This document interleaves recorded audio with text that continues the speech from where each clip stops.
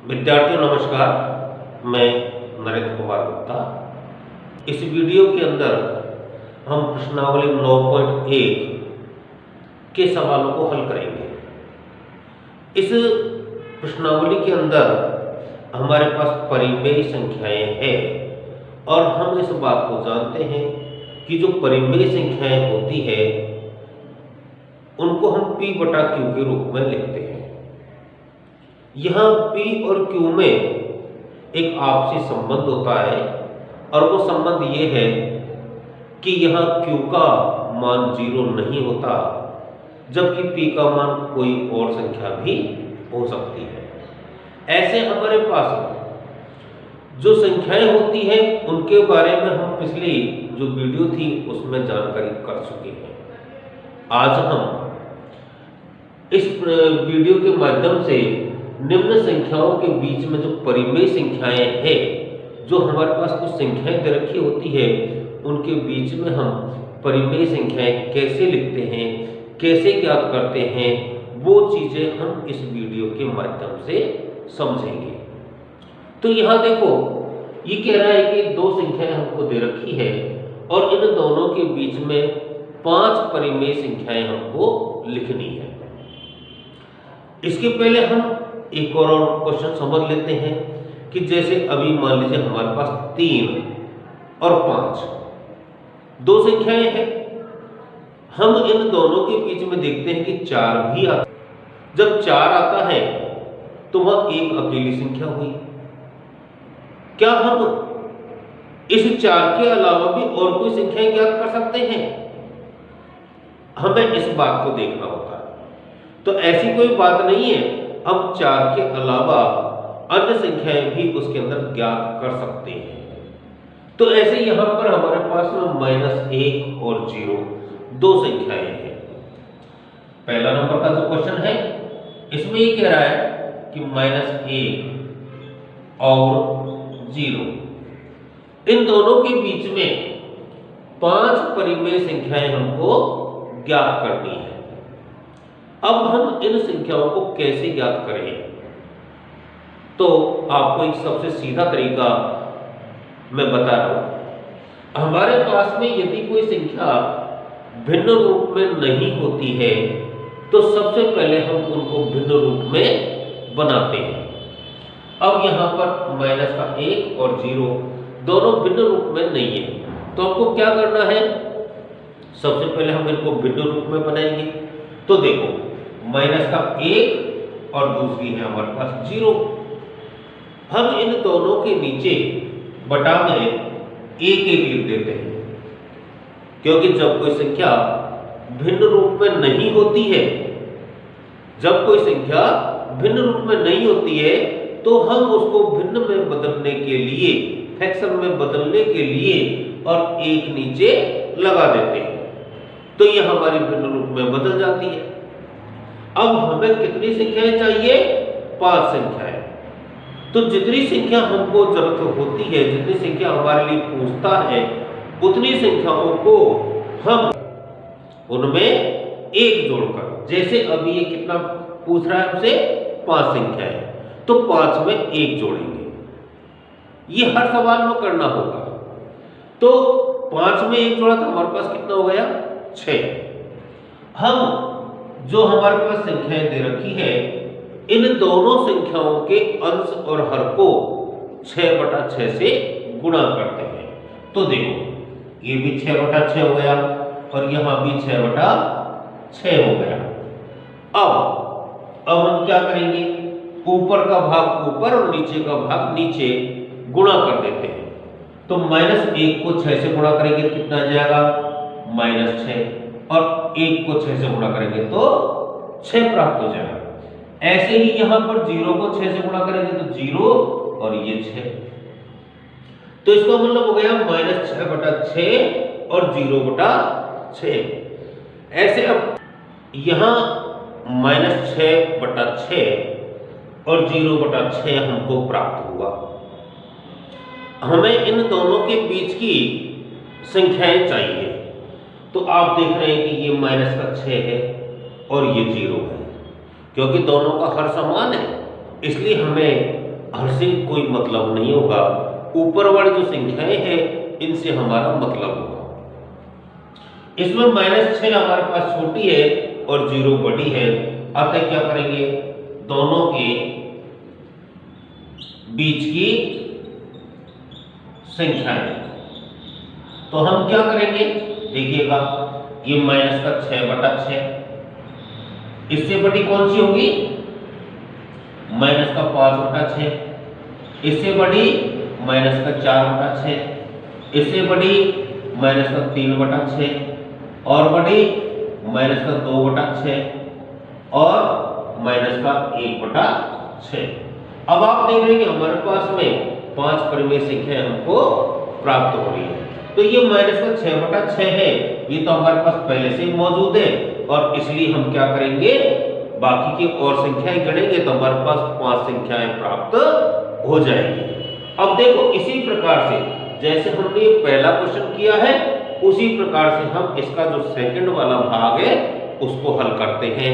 आप देखें, देखो -2 और -1 हमको इनके बीच की संख्याएं चाहिए, तो हम उनको कैसे ज्ञात करेंगे। देखिएगा सबसे पहला काम है हमको इसको भिन्न रूप में बदलना, तो -2 और नीचे -1, इन दोनों के नीचे हमने क्या लिखेंगे, 1 अब हमें कितनी संख्या चाहिए, 5, तो हमें क्या करना है, इनको दोनों को अंश और हर दोनों को ही 6/6 से गुणा करना है। आप देखेंगे ये तो गया -12/6 और ये हो गया -6/6, तो हमें दोनों के बीच की परिमेय संख्याएं कितनी हो जाएगी, आप देखिएगा बहुत सीधा सवाल हो गया हमारा, आराम से हम इनके बीच की संख्याएं लिख सकते हैं। तो -11/6, इससे बड़ी कौन सी होगी, -10/6, फिर -9/6, -8/6 और -7/6, क्योंकि -6/6 हमारे पास आ गई। आप देखिएगा पूरी 5 संख्याएं हमको आसानी से प्राप्त हो गई। अब देखो और भी हमारे पास सवाल है, हम उसको भी हल करते हैं। देखो -4/5 और -2/3, अब हम यहां देख रहे हैं कि ये जो सवाल है ये भिन्न रूप में दे रखा है। जब भिन्न रूप में हमारा सवाल होता है तो हमारे सामने थोड़ी सी समस्या आती है। अब समस्या ये आती है कि हम इन दोनों के हरों को सबसे पहला काम है समान चाहिए और इसलिए हम इनको समान करेंगे। यदि समान होता है तो हमें हल करने की जरूरत नहीं पड़ती, लेकिन यहाँ पर दोनों ही भिन्न हमारे पास समान नहीं है, इनका हर हमारे पास समान नहीं है। तो हम क्या करेंगे, इन दोनों को के हरों को समान करेंगे। कैसे करेंगे, देखिएगा यहाँ हमारे पास -4/5 है और ये -2/3 है। तो हर समान करने का एक सबसे सीधा तरीका है कि पहली जो संख्या है उसके हर से दूसरी संख्या के अंश और हर को गुणा करिए। तो देखिएगा पहली संख्या में हमारे पास हर कितना है, 5, इसके अंश और हर को 5 से गुणा करते हैं। ऐसे ही दूसरी संख्या के हर से पहली संख्या के हर अंश और हर को गुणा कर देते हैं। तो देखो -12/15 और इसमें हो गया -10/15। अब यहां पर -12 है और यहां -10 है, इसका मतलब इन दोनों के बीच में एक परिमेय संख्या पहले से ही मौजूद है। हमें कितनी चाहिए, 5 परिमेय संख्या। तो मैंने आपको ये बात बताई थी कि जितनी संख्या हमको चाहिए उसमें एक संख्या प्लस करके अंश और हर से गुणा कर देते हैं। तो हमें कितने से गुणा करना पड़ेगा, 6/6 से। देखिए कितना हो गया, -72/6 15 छक्की 90, इधर हो गया माइनस के 60 बटा 90। अब ये माइनस के 72 बटा 90 है, ये माइनस के 60 बटा 90 है। तो हम इस बात को जान रहे हैं कि ये माइनस के 72 बटा 90 छोटी संख्या है और ये संख्या बड़ी है, क्योंकि माइनस में हमेशा छोटी संख्या को बड़ा माना जाता है। हम जब संख्या रेखा पर दर्शाते हैं, जो हमने पिछली वीडियो में अध्ययन किया हुआ है, उन चीजों के माध्यम से हम हल कर सकते हैं। संख्या रेखा का माध्यम अपना करके हम इसकी छोटी और बड़ी संख्या को पहचान सकते हैं।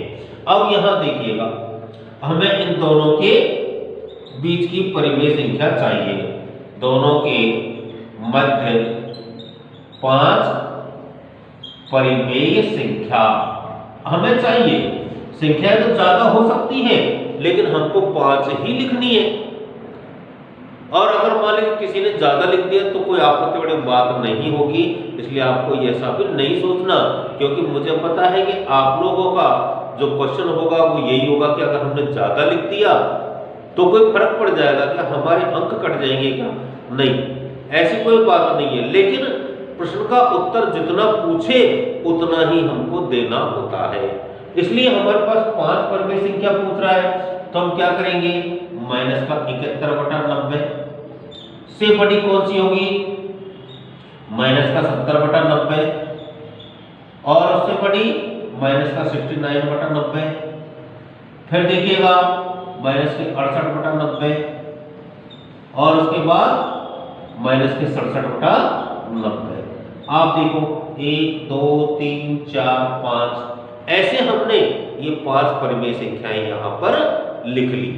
अब जब हम इस बात को देखते हैं और आसानी से ऐसे जो सवाल होते हैं उनको हम हल कर सकते हैं।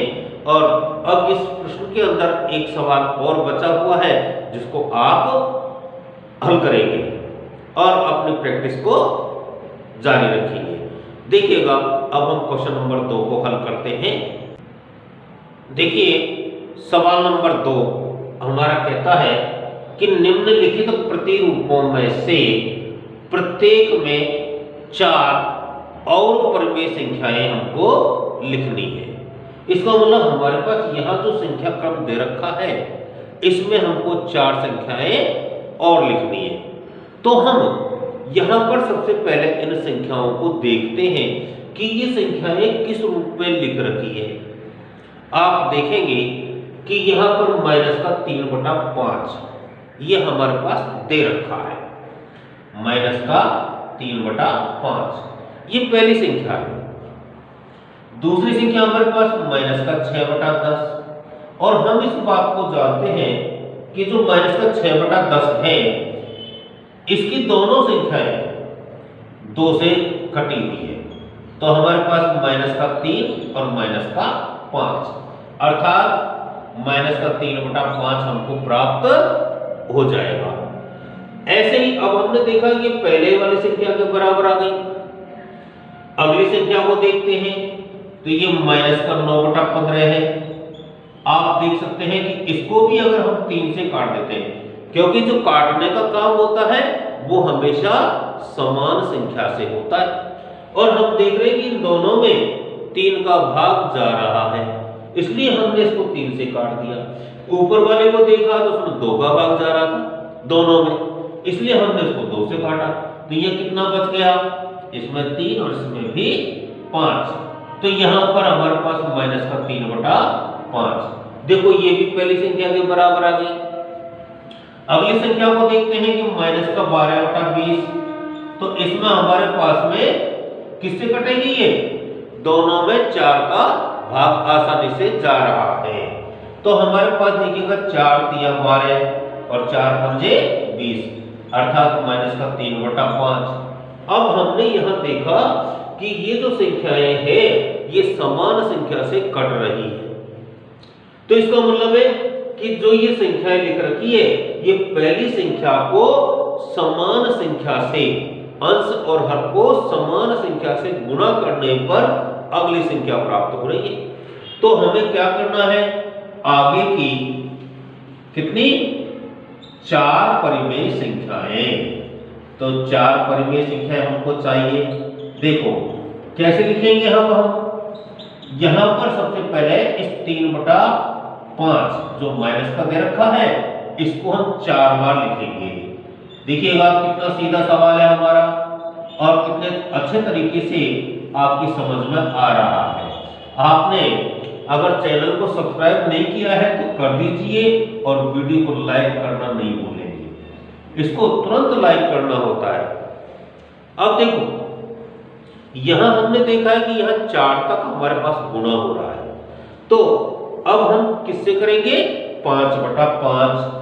इसको 5/5 से गुणा करो, ये 6/6 से, ये 7/7 से और अगली हमारे पास 8/8 से। ऐसे हम इसको बढ़ते क्रम में गुणा करते हुए चले जाते हैं। तो हमारे पास क्या आ जाता है देखिएगा, गुणा करिएगा माइनस का 15/25 और इधर गुणा करने पर कितना आएगा माइनस का 18/30 और यहां पर हमारे पास माइनस का 21/35 और ये कितनी हो जाएगी माइनस के 24/40। अब आपकी समझ में आ गया कि ये जो संख्याएं आई है ये इसके आगे की इसी क्रम की संख्याएं हैं और ऐसे हम इन सवालों को आसानी से हल कर सकते हैं। अब इसी सवाल का एक क्वेश्चन और देखते हैं।